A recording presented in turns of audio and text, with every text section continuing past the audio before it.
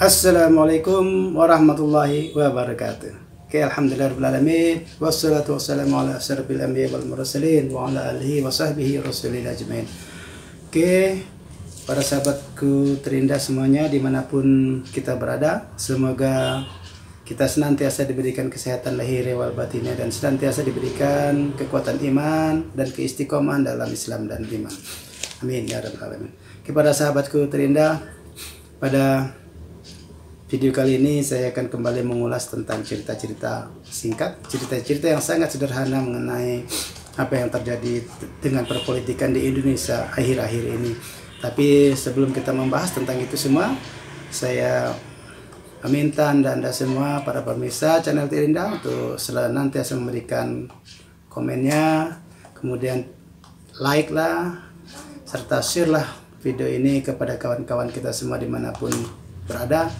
Semoga akan menjadi amal jariah bagi kita semua. Dan juga sangat penting adalah tonton video ini dari awal hingga selesai, hingga kita nanti tidak akan menjadi salah dalam memahami apa yang menjadi konten daripada video kali ini. Oke, para sahabatku terindah semuanya, seperti yang kita sama-sama ketahui bahwa perpolitikan di Indonesia masih terjadi gonjang-ganjing, terutama dalam hal pilpres untuk menentukan capres dan cawapresnya. Ada 3 pasangan yang setelah digadang-gadang yang mungkin akan maju dalam kompetisi peraihan suara capres dan wapresnya. Hanya satu yang sudah, yaitu Anies Baswedan dan Caimin.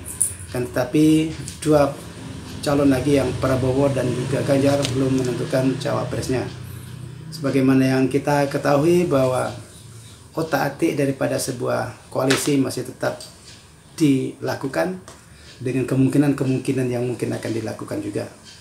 Yang pertama, kemungkinan pertama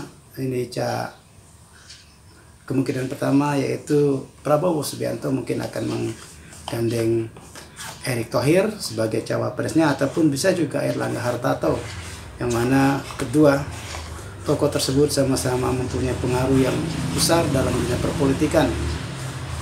Dan dalam dunia perpolitikan itu memang raihan suara di partainya masing-masing itu menjadi salah satu tolak ukur bagi pasangan capres cawapres yang akan dalam memenangi kontestasi pemilihan presiden di masa tahun 2024 nanti.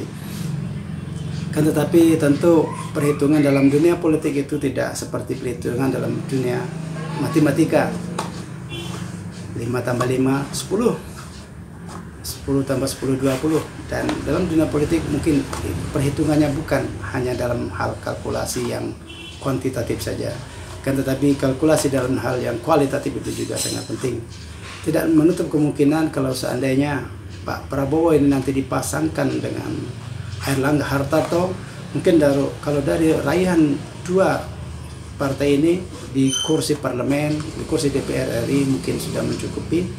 Kan tetapi bukan itu perhitungannya. Apakah sosok daripada Airlangga Hartarto ini akan dipilih oleh bahkan para pemilih Golkar sendiri? Apakah tidak? Begitupun Erick Thohir yang notabene tidak mempunyai partai, akan tapi dia diusung oleh PAN. Apakah dia juga akan dipilih secara bulat oleh warga PAN? Apakah tidak?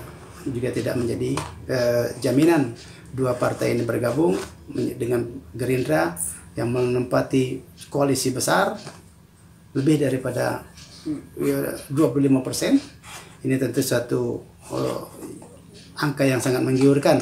Tapi sekali lagi angka itu hanyalah dalam hitungan kuantitatif, kan tetapi kualitatif itu akan lebih menentukan.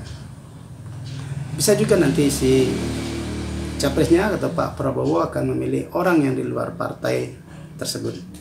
Begitupun pada koalisi PDIP yang telah didukung oleh P3 yang partai parlemen, menempati sekitar 25% juga, yang mana telah mengusung daripada Ganjar Pranowo sebagai presidennya. Kan tapi cawapresnya belum ada menentukan. Dan bisa jadi juga apa yang kita saksikan di dunia, di media-media massa maupun media-media sosial lainnya, termasuk di media mainstream, TV-TV nasional, mungkin Partai Demokrat mungkin akan berlabuh bersama PDIP dalam menyongsong atau mengusung Ganjar Pranowo sebagai presidennya. Tentu sebagai hitung-hitungan politik apabila Pak SBY dan Bu Megawati ini berbesar hati untuk bertemu dan mendukung pasangan Ganjar Pranowo, dan wabil khusus lagi apabila digandengkan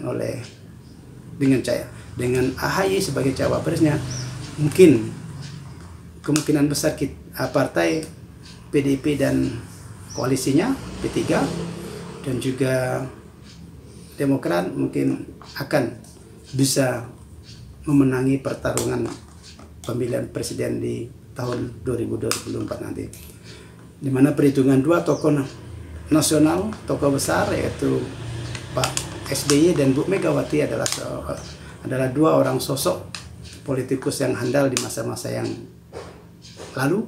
Pak SBY telah 2 kali memerintah negeri ini selama 10 tahun dan menunjukkan kualitas-kualitasnya, terutama kualitas demokrasinya yang terus dibangun.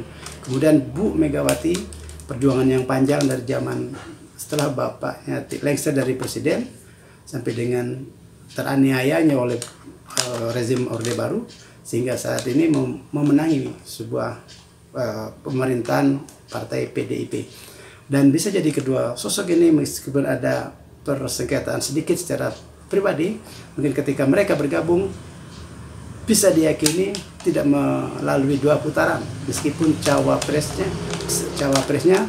dan capresnya ada 3. Apabila PDIP yang notabene Ganjar Pranowo sebagai presidennya dan AHY sebagai wapresnya bisa memungkinkan untuk meluncur 50% plus 1 atau 51% memenangi pertarungan kontestasi Pilpres pada pemilu 2024 nanti. Tapi itu masih hitung-hitungannya secara kuantitatif, mungkin hanya menempati sekitar 30%, karena 21 plus 9% akan 30%, tambah 3% ya sekitar 33%. Apabila bergabung PDIP, Demokrat dan P3 mendekati 35% di sini. Bisa jadi bukan hanya kuantitatif gabungan daripada 3 partai ini yang jumlahnya 30%, tetapi kita sama-sama mungkin memahami bahwa kader-kader dari PDIP ini adalah kader-kader yang militan untuk mendukung pasangannya, untuk mendukung kandidatnya ataupun kadernya untuk menempati sebuah posisi pemerintahan, yaitu Ganjar Pranowo. Plus juga daripada kader daripada P3 juga militan, meskipun militansi daripada kader-kader P3 tidak melebihi daripada 70%, kan tetapi minimal ketika partainya berlabuh pada pasangan capres dan cawapres yang didukung, tentu akan sangat signifikan sekali. Begitupun dengan Partai Demokrat, mungkin militansi daripada kader Partai Demokrat juga cukup lumayan besar, di mana mungkin sekitar 80 hingga 90% kader daripada Partai Demokrat akan tetap setia memilih AHY sebagai kadernya ketika dia dipasangkan menjadi cawapresnya dengan Ganjar Pranowo. Kenapa saya menyatakan Demokrat kemungkinan tidak sampai 100% ketika mengusung Ganjar Pranowo dan AHY sebagai capres dan cawapresnya ini, karena sebagian daripada kader Partai Demokrat ini telah terpincut hatinya kepada Anies Baswedan dan telah menerasikan secara masif juga kepada masyarakat tentang Anies Baswedan yang akan diusung oleh Partai Demokrat. Akan tetapi ada dalam tanda kutip pengkhianatan di ujung jalan, yaitu oleh Anies Baswedan di ujung jalan dia meninggalkan Demokrat, dan dengan modal sakit hatinya kader dari Partai Demokrat, kemungkinan 90% kader Partai Demokrat akan tetap mengusung AHY pada Pilpres yang akan datang.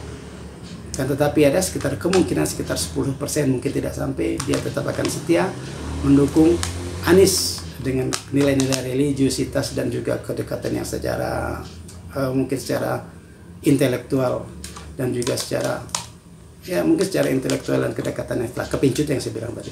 Kan tetapi sebagian besar kader daripada Demokrat telah merasakan sakitnya ketika dia ditinggalkan oleh Anies Baswedan dan dikhianati di ujung jalan. Akan tetapi itu masa lalu, boleh dibilang kita bisa meyakini partai koalisi daripada PDIP, P3 dan Demokrat ini mungkin bisa terjadi ketika Pak SBY dan Bu Megawati bertemu untuk membuat suatu koalisi yang memang mau menerima Demokrat menjadi satu koalisi yang besar, dan mungkin akan lebih indah lagi ketika Bu Megawati dan Pak Ganjar Pranowo serta ketum daripada P3 bersedia untuk menerima AHY sebagai wapresnya Ganjar Pranowo. Mungkin akan lebih memuluskan pertarungan pada Pilpres yang akan datang. Ini ada kemungkinan kalaupun seandainya ada 2 putaran Pilpres ini, mungkin yang akan meluncur Ganjar Pranowo salah satunya. Kalaupun tidak, dengan optimisme yang tertinggi mungkin akan menangi 50+1 atau 51% mungkin bisa diraih oleh Ganjar Pranowo dengan koalisi P3 dan juga Demokrat dalamnya, dan juga 2 partai yaitu Hanura yang siap mendukung daripada pasangan Ganjar Pranowo ini. Mudah-mudahan yang terbaik untuk negeri ini akan segera kita dapatkan. Siapapun capres dan cawapresnya, dia harusnya orang yang bertanggung jawab untuk menyejahterakan rakyat di negeri ini dan memberikan ketentraman lahiriah wal batinah bagi masyarakat di negeri ini. Dan tentu keterpilihannya nanti akan menjadi momentum yang besar bagi Indonesia dalam menyongsong global movement di masa yang akan datang. Segala apa yang mungkin terjadi di kawasan Asia Tenggara dan dunia pada umumnya nanti akan bisa sama-sama kita hadapi, oleh lebih khusus lagi dengan pemimpin, presiden dan wakil presidennya, serta kabinet yang akan terbentuk nanti ada benar-benar adalah pemerintahan yang solid untuk tetap menjunjung tinggi nilai-nilai kebinekaan, nilai-nilai keindonesiaan, nilai-nilai kepancasilaan, dan juga dalam menyongsong era global yang lebih kompetitif, membuat Indonesia menjadi salah satu negara maju nomor 3 di dunia menyongsong tahun 2045. Insya Allah 100 tahun Indonesia merdeka, kita akan menjadi negara maju kalau syarat dan ketentuannya dipenuhi oleh rakyat kita sendiri. Yang semua itu akan bisa menjawab hanya wallahu a'lam bishawab. Semoga yang terbaik untuk negeri bisa kita nikmati di masa-masa yang akan datang. Demikian video singkat ini, semoga bisa memberikan manfaat bagi kita semua. Billahi taufiq wal hidayah. Wassalamualaikum warahmatullahi wabarakatuh. Thank you for watching.